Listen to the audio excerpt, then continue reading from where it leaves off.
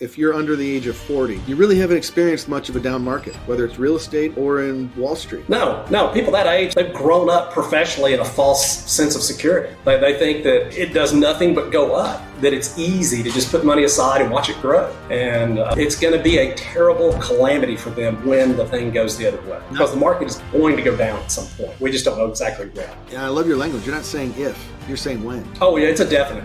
There's no question. Now we've got $34 trillion in debt as a country. Medicare is on life support. Social Security is headed towards bankruptcy. We've got some problems. There's two ways for anyone to make money, right? Either you save money, you don't spend as much. So the government could save money by not spending as much. What do you think the odds of that happening are? Have you, in your lifetime, have you ever seen the federal government cut a program? No, exactly. And so the other way to do it for a business owner is to increase revenue or more sales. Well, how does the IRS increase revenue? There's only one way. They get to tax you and me. Increase taxation. What I find funny too is that when you get these politicians and socialites talking about taxing the rich, are they taxing the rich or are they taxing your ability to get rich? Oh, it's more the ability. It's a disincentive. There's so many insidious taxes out there in addition to the federal income tax that it's crazy. What's up, everybody? Welcome to another episode of Cash Flow Conversations. Today I have a good friend as a guest, Mr. Joe Still from Still Financial out of the thriving metropolis of Nacogdoches, Texas. Hey, good pronunciation, Matt. Thank you. I've never been there. It's not a very big town, is it? No, we got about 32,000. Isn't there a college there? Stephen F. Austin State University. State University. They have a football team, or what are they known for? The Lumberjacks. Nice. Absolutely. In fact, their basketball team came within a whisker of making the Sweet 16 about 5 years ago. Oh, wow. I think I remember you talking about that, actually. Joe, You and I have been friends for, 7 years now?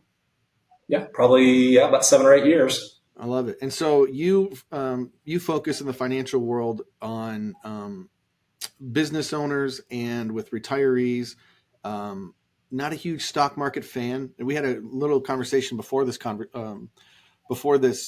started about the stock market. So this is going to be a fun conversation. Again, for everyone listening, this is not intended to be taken as financial advice or tax advice. This is just opinions.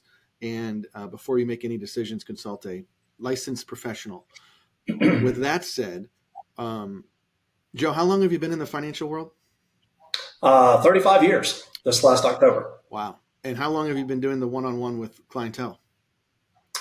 For the entire time, 35 years. I started in banking and did that for about a year after I got out of college and came into this industry because it was introduced to me. And the more I thought about it, the more I realized that it was one that would allow me to work with numbers and work with people both at the same time.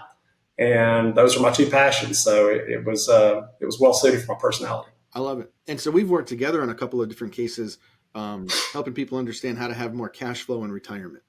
Mm-hmm. And, I joke, if you're under the age of 40, you really haven't experienced much of a down market, whether it's real estate or in Wall Street.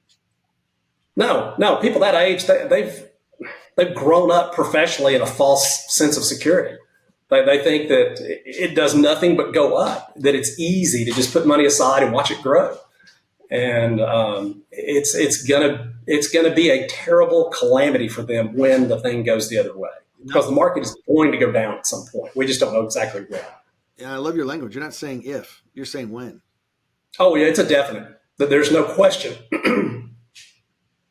We've got $34 trillion in debt as a country. Medicare is on life support. Social Security is headed towards bankruptcy. We've got some problems. There's two ways for the government to make money. Beg your pardon? There's two ways for anyone to make money, right? Either you save money, you don't spend as much. So the government could save money by not spending as much. What do you think the odds of that happening are? Have you, in your lifetime, have you ever seen the federal government cut a program? No, exactly. And so the other way to do it for a business owner is to increase revenue or more sales. Well, how does the IRS increase revenue? There's only one way. They get to tax you and me. Increase taxation. What I find funny too is that when you get these politicians and socialites talking about taxing the rich, are they taxing the rich or are they taxing your ability to get rich? Oh, it's more the ability. It's a disincentive. There's so many insidious taxes out there, in addition to the federal income tax, that it's crazy. And when I work with people that are in that upper income or that upper net worth Which would be realm, what's considered upper income? in my line of work, I would say those who are making 250 or more. Okay.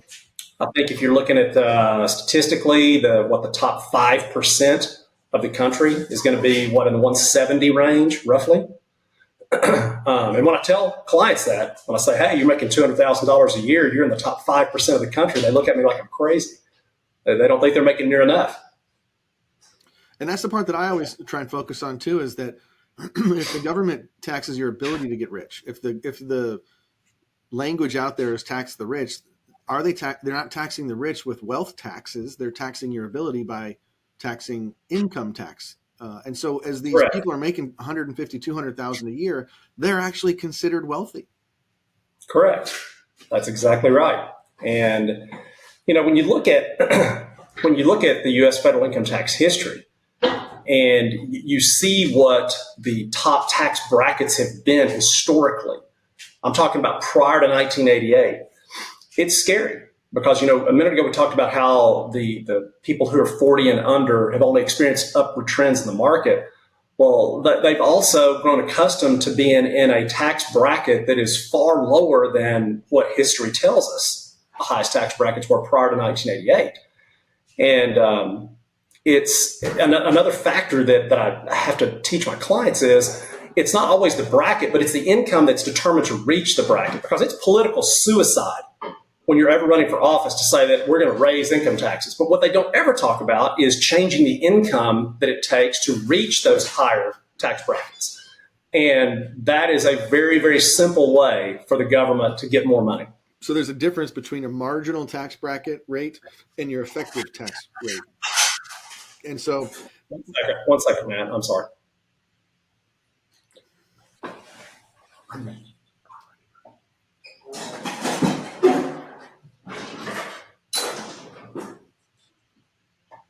Thank you. Sorry. that's all right. Problem being at home. I hear you.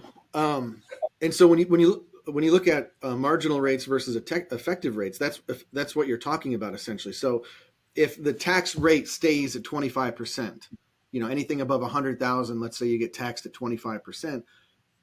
So political suicide, you're saying they're not going to raise the 25% rate.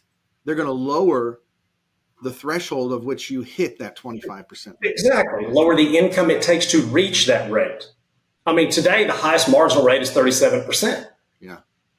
But people are never thinking about what their income is to reach that 37%, or what it takes to reach the 35 or 33 or whatever the brackets beneath that.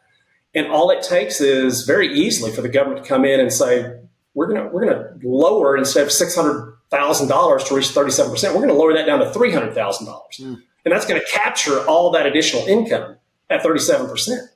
So this is really important for retirees, because people are looking at rate of return, like we said in the beginning. Under the age of 40, the market keeps going up, up, up, up. Well, you're looking at a gross dollar value. They're not looking at the income that it can produce, because Correct. The higher the account value at distribution, if that's taxed as ordinary income, the government could take away all that growth just by changing the rates or the thresholds. Exactly. And that's one of the things that we talk about when we're visiting with our clients. It's not as important how big of a pile of money you have as it is where that money sits and what types of taxes that money is going to create as you're taking distributions from it. People just they don't have any idea. They don't think about that if I'm married filing jointly and we have more than $44,000 of provisional income in retirement, that our Social Security, 85% of our Social Security is going to be taxed. I mean, when I talk to clients about that, they say, what are you talking about? Are you serious? My Social Security is going to get taxed? I said, well, yeah, if you've got more than $44,000 provisional income. And oh, by the way, half of your Social Security goes into that calculation. I was going to say that. That's so funny. So I don't think anyone's even heard the term provisional income. It's only used to determine how much of your Social Security is taxable. And half of your Social Security goes towards the provisional income. Exactly. Exactly. And then take a person who retires at 65 and maybe lives another 25 years. They can easily incur 10, 12, 14, maybe $15,000 worth of unnecessary taxes in retirement. Each year. Well, if they do that for 25 years, I mean, my gosh, Matt, think about it. That's $250,000 or more dollars they're just giving to the federal government. Hundreds of thousands of dollars of unnecessary taxes because no one Correct. had a conversation of how to actually create income in retirement. Correct. Because the traditional advisors only concentrate on helping their clients build a big pot of money. And again, I'm not against a big pot of money. I'm simply saying that where that big pot sits may have an adverse impact on your taxation in retirement. And that's something that advisors don't ever discuss. They don't ever talk about the distribution strategies. All it is accumulation strategies. Well, why would that be? I mean, how does an advisor get paid? I was talking with another advisor about this and relating it to the medical world. There's not much money in curing ailments. There's a lot of money in treating them. Mm-hmm. And when you look at same philosophy, great analogy, it's the same philosophy. Because you and I both know that what the average 401k advisor fee is 1% to 2%. I mean, so and that's pre-tax. That's money that the government hasn't taken their fair share out of. And if that's my bread and butter, I mean, my focus is going to be on let's help our clients build a big pot of money. Yeah. So because the advisor gets paid on the pre-taxed amount. Correct. So if I had $1 million in an IRA or 401k, that the statement says $1 million. My joke is always, okay, we'll bring it to the office if it's your money, right? Which they can't. How much that's yours, Mr. Client? How much of that is yours? Exactly. Because if they were to take the $1 million out, 37, 20, 30, 25, 30% is going to go to the IRS or your state government. And you're going to net a much smaller number. Yeah, just ballpark. You can say 600,000. That's going to be yours, especially depending on what state you live in. Yeah, California gets worse. And so you have $1 million in an account. You go to take it out, you have much less. But the advisor doesn't charge on much less. They get paid fees on the full pre-taxed amount. So the industry is incentivized to gather pre-taxed assets. Take it a step further. I mean, think about the government. How much of those fees, that 1% to 2% fee on that $1 million, is the government paying? Yeah, none. I mean, you redeem, you cash out that $1 million plan, you give $400,000 to the federal government, they walk away. You paid almost 2% on all of it, the whole $1 million. So the government loves your 401k. Wow. You know, how many times have you talked to a retiree in their 60s going, I'm never going to spend this, never going to take it out? They have this account that they don't even enjoy anymore because they don't want to pay the taxes. The kids are gone. Those tax credits are no longer. The house is paid off. We don't get the mortgage deduction. You're retired, so you don't have business deductions. Your tax credits are shot. You're no longer contributing, so you don't get that postponement any longer. So every dollar coming out is taxed as ordinary income. And I've had dozens of conversations with people saying, I'm never going to take it out. And then my comment to that is, great, don't take it out. Look at your spouse. Turn and look to your spouse. When you're gone, Mr. Client, your spouse, they'll be left as a single taxpayer. And the condolence from the IRS is not in their favor. Because when you go from married filing jointly to single tax, those are two different tax brackets. You no longer have a spouse, and they could be in a higher tax bracket just because you're gone. Right. And then go one step further. Now, both of you don't take the money out. Now the money goes to your kids, and they change the law. And when the kids inherit that money, they have 10 years to pull all that money out. So I say, well, how successful are your kids? Oh, they're very successful. Well, are they making good money? Oh, they're making great income. Okay, so then the money that you're not going to take out to live on is going to go to your kids, and they're required over 10 years to pull the money out on top of their really good income. Tell me where the tax savings are. Yeah. We postpone the use of the money, invest in other people's businesses on Wall Street, and we don't have an exit strategy. So do you run clients through simulations when you talk about income planning? Simulations. So can you show someone like, here, based on what you have, here's what you can expect, and here's what, based on today's rates and everything, here's what you could expect to go to the government? Absolutely. Here's what's going to be your withdrawal from your 401k. Here's going to be the federal income tax you're going to pay on that. Here's your Social Security. Oh, by the way, you're over that $44,000 provisional income mark. So now 85% of that amount of money is going to be subject to tax. Oh, let's take into account your Medicare premiums and what's going to happen to those because you have such provisional income. I mean, it just goes on and on. Wow. So there's two major problems that exist for retirees, and there's probably there's more than that, but there's the two that we've talked about is the looming market collapse, and the second one is the unknown risk of future taxation. How can you hedge those two issues?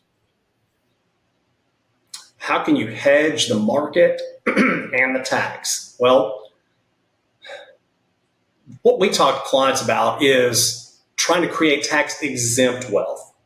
Okay, wealth that is not going to be considered provisional income when you take it out. Wealth that you can, an account that you can grow that if you needed to, you could access it before age 59 and a half without any kind of penalties and taxes and problems that the government's going to hit you with should you decide to take that money out for a beach house purchase or a new car or helping your child go to college or whatever it may be. We talk about strategies where you're not going to be restricted by the federal government and do it in such a way that it's not going to be subject to market risk. Do it in an account that's guaranteed to grow every year, no matter what happens to the stock market. So when you talk to a client about, hey, there are ways that you can save money, that you can accumulate wealth that's not subject to market risk, it's guaranteed to grow every year, and it's accessible before 59 and a half or after 59 and a half without any taxation, suddenly they're going, really? Tell me more. Wow. What's that called? What's that called? Well, one of the best strategies is an overfunded limited paid life insurance contract. And you'll say, life insurance? Why would you use life insurance? How does that work? I thought I just paid money to a contract and it's paid out when I died and my wife or my kids.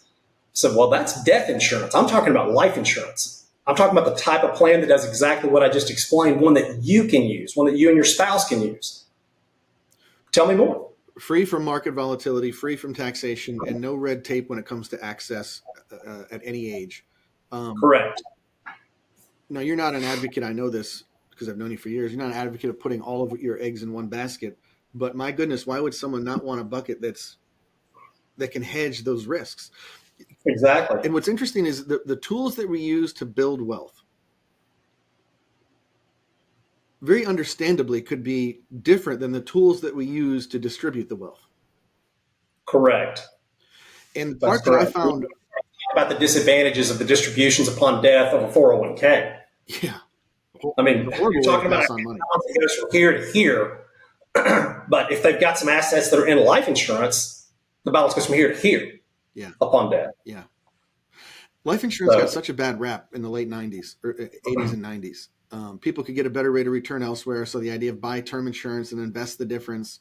And it worked for a minute, but you were in the business in 2001 and 2008. What was it like navigating those market crashes?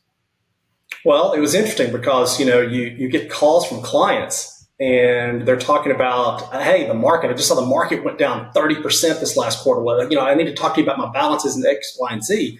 Well, back then in 01 and 08, we did those types of plans. We did the 401ks, the IRAs, the market fluctuation products. And those were difficult conversations to have. Now, the other conversations and the ones that we've had since 2008, since we're no longer registered, we don't do that type of business anymore because now we understand how true wealth works.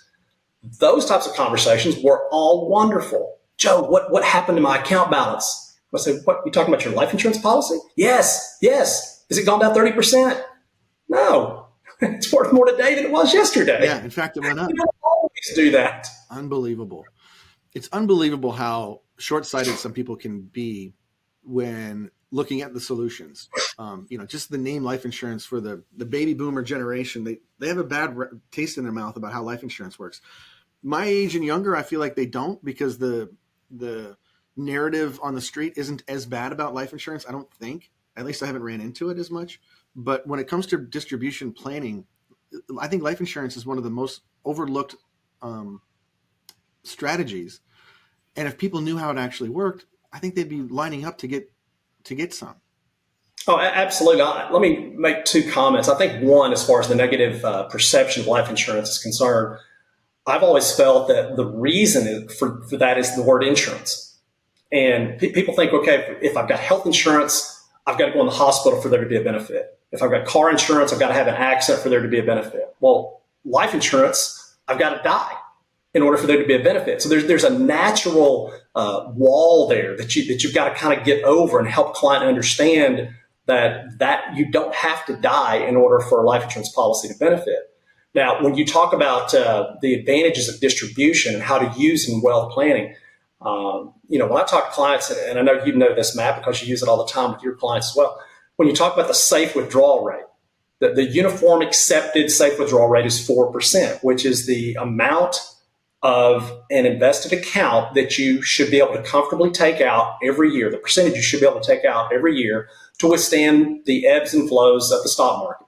Okay, and stand a 95 to 96% chance of not outliving your money. Yeah. Because retirees, when they come and sit down and talk to you, their number one fear is, am I going to outlive my money? Yeah. So that way of thinking, of course, prompted experts to determine that 4% was the safe withdrawal rate. Yeah. So a person's got $1 million balance, they can take out $40,000 per year. The reason that the safe withdrawal rate is so low is because it has to allow for those dips in the market. What if you've got a life insurance contract that's guaranteed to go up every year as part of your balanced wealth strategy? What does that do? Well, if I'm taking money out of my market-based investments in retirement, do I have to abide by that 4% rule anymore to protect against the downside? No, you've got the downside covered with the life insurance. So now instead of abiding by the 4% safe withdrawal rate, you can easily take out 7, 8, maybe 9% of that market-based investment. And when the market goes down every so often, then you use your life insurance. So it gives a client a much better standard of living in their retirement just by having that downside hedge in a life insurance contract. And once a client looks at that and says, wow, that really does help, then suddenly the light bulbs go off and they say, hey, this is something that I really should have as part of my portfolio. Yeah, I think you brought up a great point. That hedge is a way to increase income. So even if your invested account balance is a little less than what it could have been, correct, by taking a portion and moving it to insurance, you can increase the income off of those two assets because you're not relying on the market to give you the returns. When the market goes down, you have the cash value and you can supplement your income that year from the life insurance and then allow the money to go back up in the market that we hope, So to sit down with a client and say, look, you've heard of the safe withdrawal rate being 4%. What if we can devise a strategy where you can comfortably take out 8%? Really? You're going to double my income in retirement? Yeah, we can do that. On a smaller account balance. That's the cool part. Right. Well, and think about it. Most people have less saved for retirement than they hoped to have saved for retirement. Yeah. So making their retirement funds more efficient is key for clients when they're retiring. And the way to fix that, they think, and I literally worked with a gentleman who was had $6 million in pre-tax money. Mm-hmm. Now he has $4 million because the market took it away. And after meeting and talking with him over these same strategies, his conclusion was he's going to chase the risk in the market to try and turn the 4 back into the 6. Now here's a 62-year-old that's never actually taken money out of his 401 and lived on it. He's living on income because he still works. And so there's a whole challenge there where people have to have this cognitive switch of, at some point, that asset is going to be triggering my income. And I don't think people even understand that. And so they combat it with more. What's that? Another factor is he's still working. He's still working. And he's got that income coming in constantly. The goose is still laying the golden eggs for him. But when that goose goes away, now he's got a real concern at retirement. Yeah. And it's funny because the conversation is more, that's a problem. And when we started the conversation, I was like, he goes, I don't want to lose money like that again. Okay, cool. I also don't want to avoid future taxes. Okay, all right. And then the solution that he chose to do didn't help either of those two things. He's going to stay in the market and chase that rate of return, which, if history proves true again, then he'll probably be in the same position. Which brings up another point. These financial products that you're discussing, they're not good or bad. There's pros and cons to each. Correct. And people have whenever someone throws an opinion about a product, it's like, well, either you got burned or you're using, something happened there in your past, because they shouldn't be viewed as a subjective thing. It's an objective thing. Like there's good side and bad side. And I used to joke back in the day that annuities are for poor people. And because I think it's a funny line. But the more that I've learned about annuities, holy smokes, what a great way to guarantee income for the rest of your life. You could live to 110 and you're still getting that check from an annuity. Yeah, exactly. We're having more and more conversations with clients over the last couple of years about that very fact, because that's another great way to take away the market risk when they're in retirement. Yeah. They're worried about that 4% safe withdrawal rate. Well, a lot of those guaranteed income riders that you're talking about may equate to a 6 or 7% withdrawal rate, and there is no risk. And there's no expiration. You can't run out. Right. Just pay me and pay my wife for as long as we live. And if for some reason we die a little sooner than we expected, then whatever the account balance had left over is paid to our kids. So, because a lot of times you run into people who they may remember those annuities from years ago, and they think it's a life only. So you give this insurance company some money, and then they begin to pay you out. In the second month, you die, and they keep the rest. Yeah. I mean, nobody does annuities like that anymore. But those products do have a real fit for a lot of clients. Yeah. So what I hear you saying is that the ideal position to be in once you start to consider retirement, and then this is something they should do before the day you retire, by the way. But don't call us at age 65 and say, now we want to retire next month. We want to start funding an insurance contract. Yeah. It's funny. It happens, man. People don't think about it. They just it does. It happens every day. Yeah. So, but the ideal position to be in is to have a little bit in each one of these. Dale Carnegie, not Dale Carnegie, Vanderbilt, Cornelius Vanderbilt, and Elon Musk said it's okay to have all your eggs in one basket if you can control the basket. Yeah, that's a big if. It's a big if. And business owners can control that basket. Essentially, they have their own business. For retirees that are subject to market volatility, future tax, all these things, this is when diversification actually does make sense, in my opinion. Correct. So ideally, you would have a little bit in the market, and we call those play checks.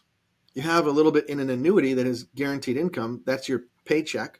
Paychecks. And then you have your cash value life insurance. That's the hedge from the risky stuff in the market. So you have these three buckets. And here's the only thing we know about the future. It's going to be different than it is today. And one of those buckets will look better than the others. And it's the person with the options in retirement years that get to enjoy retirement. That's exactly right. I can't imagine being, all my eggs in a 401 and being fixated on the market, hoping the market goes up every single year when I'm 75 years old. I mean, I one of my favorite clients, I just genuinely care for this guy. He considers the high mark of the market his baseline. 2 years ago when it was up and now it's gone down, he wants to get back to his baseline. How's he going to do it? Chasing more risk. Now, we've set up some buckets for him to help offset that, but it's a sad position to be in, and one that I certainly don't want for my clients to, when they get to 70, to be glued to what's happening with Wall Street. No, because I can't say that I'm like every person who's 70 years of age. I'm not there yet. But don't you think that most people who are in their 60s, 70s, 80s even, that they're more concerned with quality of life, spending time with grandkids, traveling, doing things like that, and stop worrying about whether or not my retirement account went up or down today. Yeah. That should be the last concern that a client has. Yeah. I mean, I don't want to live the end of my life like that. But that's me. Do you get satisfaction when you drop your securities license and no longer played in the volatility market? How does that make you feel? Like what do you sleep better at night? Like what's oh my gosh, yes. I mean, when you think about, for me personally, now, there are people that are in that business and they've done extremely well in it, and I applaud them. That's great for them. For me personally, the worries that you talk about, the all the issues that you've got to go through. But I was spending 30% of my work time on an area that was producing maybe 10% of our revenues. It just didn't make any sense for me. And so when I surrendered the registration, Yeah. It was kind of that feeling. Yeah. Now I can work in an area that I'm very comfortable in working. I don't have to worry when I go to bed tonight, are my clients going to have less money in their accounts tomorrow than they had today?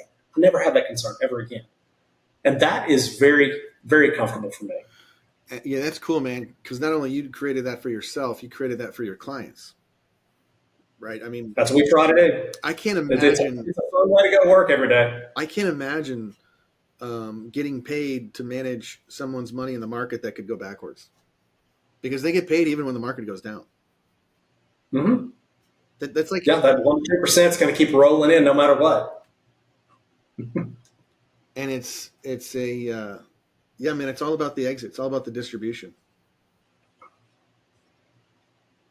So if taxes go up and the market fails, what we're talking about, life insurance and potentially even annuities, could literally rescue people from that. Absolutely. Can an annuity go down in value? Like, how does that work? The only way an annuity is going to go down in value is if a person is taking withdrawals from it. So they put $1 million in an annuity and they take a 10% withdrawal year one. It's worth $900,000.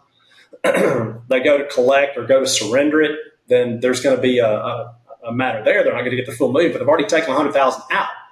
Plus, most of the annuities are going to have some type of a surrender charge if you decided to surrender. But now we're getting down into the weeds.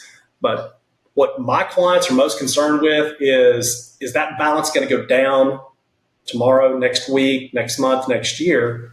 And you can say, no, it's not. Not in a guaranteed, not in a multi-year guaranteed annuity, not in a fixed indexed annuity. Those are always, the phrase that we use is zero is your hero. Yeah, because if the market does -20, zero looks really good. Market goes down 20%, your market-based investments have lost 20%, the annuity stayed here. Never did drop in value. It's unbelievable. Yeah. There's a lot of safety out there, and people just have to understand. They have to be educated. That's all. And you've been working on some different ways to educate the public on their own right. You just created a new 5-part retirement series, didn't you? Yeah, we've got a 5-part retirement series on how to retire tax-free. And it's been well received. The clients and the prospects, people that we've talked with thus far, it gives them an opportunity to learn more without having to sit down and be obligated to spend time with me. I mean, I know that sounds terrible for me to say, but maybe it's at 10:30 at night when they're at home. They've already put the kids to bed and they're about to go to bed themselves. Like, you know what? I got an extra 30 minutes. I can learn more about what Joe's talking about. Yeah. So I click on the link. There you go. I love it. So for everybody listening, check out the description. We'll have a link to Joe's 5-part retirement series. It's free at this point, isn't it? It's free. Yeah, we don't charge anything. Yeah. The education. And this is based on seminars and things that you have done. And this type of information is the same stuff that a lot of advisors have the ability to charge to teach. Right. And right. You and I are in the same boat where I believe that transparency is going to be more and more prevalent in the years coming forward. People expect it, and they deserve it. Yeah. People deserve transparency. You're exactly right. Yeah. And the internet makes it so much easier. Someone can watch your entire course in their living room without having to go have a hamburger at a restaurant. Yeah, watch the course at 10:30 at night. Think you like what you hear. Click on the next link, book a call. We'll talk for 15, 20 minutes a couple of days later. Answer your questions. That's it. I love it. Very simple. Very non-invasive. No pressure at all. Because you'll know if you can help someone right away, and then you show them what it would look like if they decide to engage. There's no fees, anything forward. Oh yeah, we've had calls, Matt, where within 5 minutes you could tell real quickly they misunderstood what was in the video. They begin going down a path that doesn't relate to anything we're talking about. A lot of people look at multiple videos and they book a call with me thinking that they're talking to someone else about another matter. Yeah. We determine it in 5 minutes and say, look, hey, this is what we're here to talk about. This is what our series was about. And they go, oh, okay, well, maybe that's not for me. It's not, but hey, enjoyed our conversation, got to know you a little bit, and 10 minutes, we're off. Yeah. But if somebody wants to learn how to have guaranteed income, avoid future income tax, minimize exposure to volatility, that's essentially what the 5-part series is about. That's exactly right. If you want to do those 3 things, this series makes sense. Look it over. If you like it, set a time. Let's talk for a few minutes and answer more questions for you. I love it. Since we're talking about retirement, Joe, and then I'll let you go here because this has been a good conversation. But do you see yourself retiring? I've had that question actually been asked a lot, and no, honestly, I don't. Um, I think as long as God is blessing me with enough health to be able to do what I want to do, and that's work with people, work with numbers, solve problems, answer questions. I don't see any reason to retire. I really don't, because I love what I do. I know. You're just helping You know, people. I've got 3 children. One of these days, maybe one of those comes into the business with us, and that'd be a lot of fun. Yeah. Being able to teach and help and mentor. But no, I don't envision ever retiring. If you were involved in the market still, do you think you'd have that same opinion? I think if I was involved in the market, I would be on a lot of medications, and I'd be looking for a quick exit as soon as possible. Yeah, I retired yesterday. I love it. I love it. Well, thanks for everything that you do, Joe. I think you're really setting clients up for success without taking all the unnecessary risk. Well, thank you, Matt. I've enjoyed the time. All right, brother. Good catching up. And then for everybody listening, check out the description. We'll have links for Joe's free 5-part retirement series. Joe, thank you so much for being here, brother. Thank you, Matt. Have a good day. Bye.